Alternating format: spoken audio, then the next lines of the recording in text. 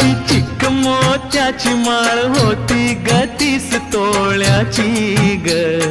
चिक मोत्याची माळ होती ग 30 तोळ्याची ग.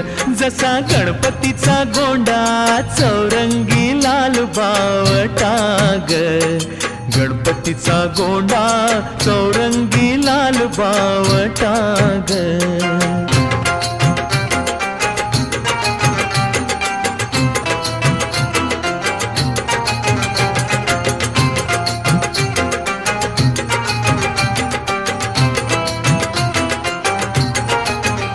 या चिकमाळेला रेशमी मौचार दोराग. या चिकमाळेला रेशमी मौचार दोराग. मऊ रेशमाच्या दोऱ्यात नवरंग